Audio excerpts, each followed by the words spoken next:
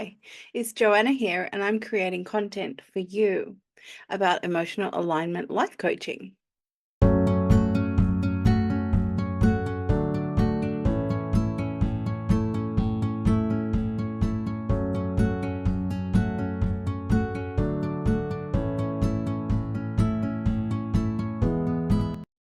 So, I've been creating content to build another new channel, which is a personal development and life coaching channel.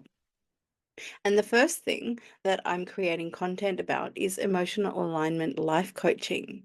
You see, after I was interviewed by Dave Mack, I received a request for a life coaching session from Virginia. And she had great success in her first session. She came with a 5-month weight loss stall as a problem. And she reported to me 5 weeks after the session, where we were finally able to catch up again. She reported that the weight loss stall had broken and she'd lost 6 pounds in the 5 weeks. The great thing about emotional alignment life coaching is that it's not about consciously training you to behave in a different way. It's quite the opposite.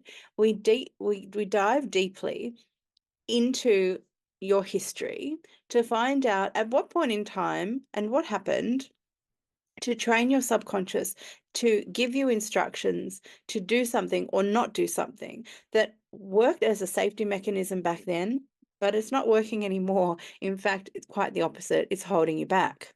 And so I'm bringing this 9-part series to my carnivore channel because carnivores have problems that carnivore can't solve. And emotional alignment might be your best bet. And I'm looking for volunteers currently to be filmed, as well as normal clients who don't want to be filmed and would rather pay for their session. Either way. And I'm also building a life coaching and personal development channel called School of Self. So please don't consider that your problems are not big enough to warrant emotional alignment life coaching. They're not too big, they're not too small, they're not too anything. If they're problems and they're there to be solved. You have a zero tolerance policy for anxiety and you have a few hurdles that you can't just can't figure out how to jump over, you keep slamming into them. Send me an email. Ask me a question. Find out what this is all about. Come and spend some time. Let me film you and it won't cost you a thing. I really am determined to help as many people as possible, and carnivores are great people, and I'm a carnivore and I'm great people. So I'm sharing this series here because my first brave emotional alignment life coaching client who agreed to be filmed is carnivore.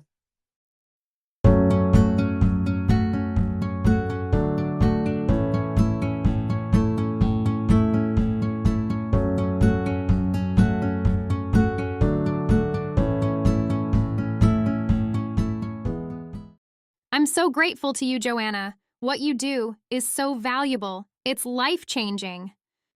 Sweeteners, maybe coffee. Yeah, coffee. I'm going to try to get help getting off coffee. I can't wait for a reply.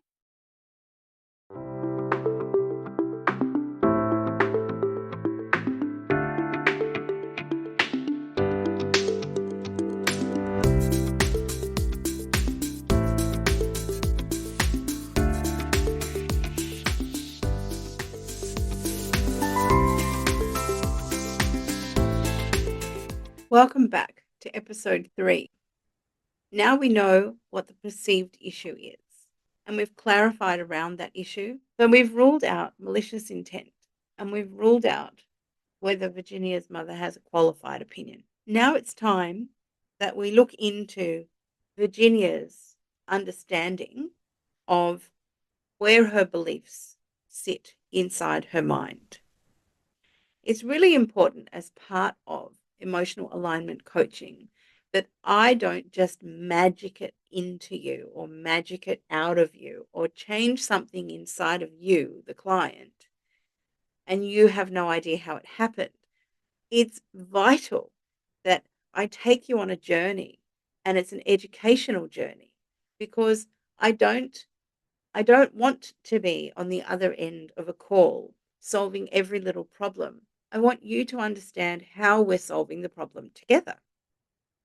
So I begin at appropriate times in the session to bring in just enough, not too much to overwhelm the client, but enough education at appropriate times that connects to the issue at hand, where I begin to explain. And in this case, in this episode, I'm explaining conscious beliefs and subconscious beliefs and where they sit in your mind. And I plant the seed that perhaps the reason why it hurts so much is because, well, you just don't want to believe this thing that perhaps you might. Subscribe, click the notification bell, and you'll be able to follow along without any problems of missing episodes.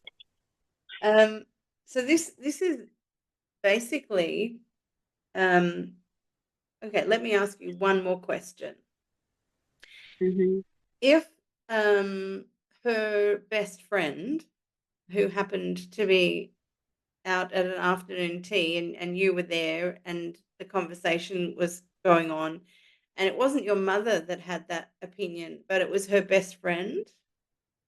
So Yeah. similar age, similar socioeconomic, similar almost everything because they really connect. They're really similar, but it's not your mother. Okay. Yeah. Yeah. Okay. Yeah.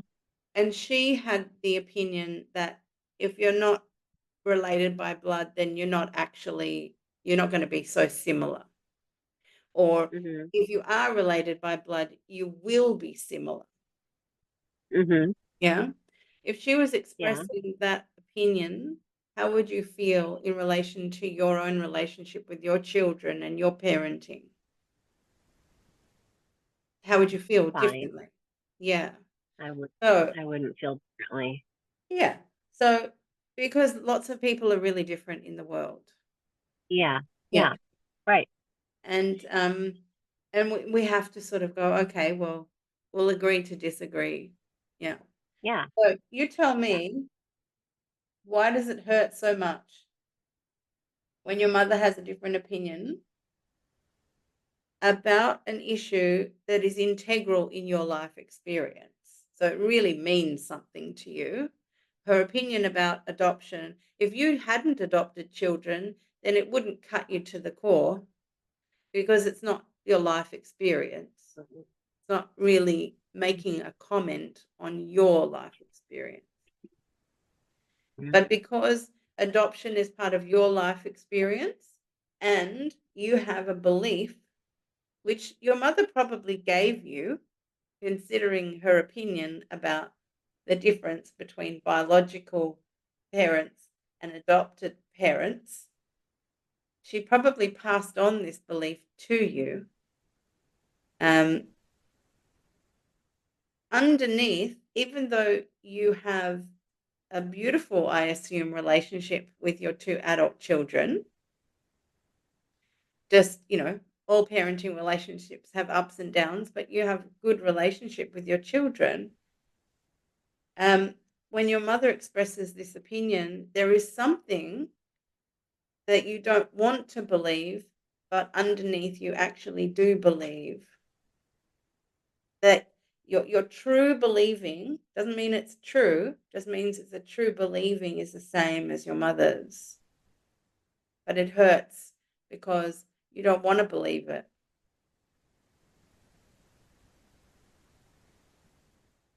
So That's true. there has to be some little subconscious believing that's the same as your mother's. Otherwise, you might fight with her about that opinion or discuss strongly with her about that opinion because you would have a different opinion, but it wouldn't hurt you. So it's hurting you because you have consciously overcome that opinion. When you decided to adopt children, you consciously decided that you're going to be their mother just like any other mother and you love them just the same. And you do. Mhm. And that's true for you. but you have a little bit of what your mother left behind. Because if she didn't just have this opinion when you started to adopt children, she had this opinion Right. from her inheritance. So Right. we inherit biologically, Right. we also inherit socially Yeah. and psychologically. So as you Yeah. have grown up, she has brought you up alongside this idea, this personal ideology that she has, that biology trumps anything else that you create in relationship. Because you're her biological child, you will be in alignment with her. And you have kind of believed that because your first session, you you had the theme, if I, as a woman, want something more for myself, I will cause emotional pain for others. And guess who you learned that from? Yeah. From my mom. From your mum. Yeah. And so you had the Mhm. ability in realizing that that's what you believe or did believe. Mhm. And then because you brought that from your subconscious, because it was hidden there, into your conscious mind, then you had the tears that was like, I had Yeah. no idea that was still trailing along, Yeah. like a tin can that's Right. trailing along behind your car, making Yeah. noise, but it's not doing anything for you. Yeah. Yeah. And so here we Yeah. I was find, really surprised by that. Yeah. yeah. And so, yeah, of course, we're always surprised because when it's in your subconscious and it's invisibly active. This is the problem. It's invisibly active. It's like a noise that's in the background, but you don't know what's making it. You don't know why it's there. And it's not there all the time, but sometimes it's really loud and sometimes it's really soft and you can't figure it out. You've got no details Yeah. to work with. It's always quite devastating to have an aha moment of understanding that you actually are believing something subconsciously that consciously you disagree with, and you would never bring that opinion into life. It's always really challenging when you bring a subconscious belief up to the surface of consciousness and you realize that you've been living through an idea that was never yours. And now that you have become an adult and you've experienced life in a way that has informed you, and you've come up with conscious beliefs that are opposing this subconscious belief, now you have a problem because subconscious beliefs will work all the time. What is in your subconscious is running 24/7. Even when you do not pay attention and you do not block it with your consciousness, it's still striving forward like a never ending wave of instruction, which turns out to happen in your life and you can observe it. And this is what I'm looking for when I'm in an emotional alignment coaching session. When you're speaking about your problems, I'm looking for what idea is in your subconscious mind that is making these events or these circumstances happen in your life that you don't want to happen. That's the beauty of emotional alignment coaching.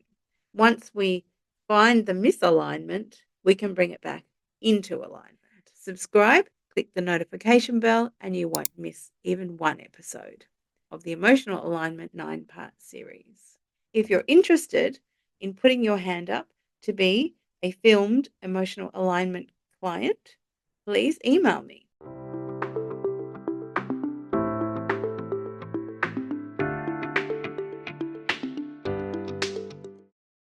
I'm so grateful to you, Joanna. What you do is so valuable. It's life-changing.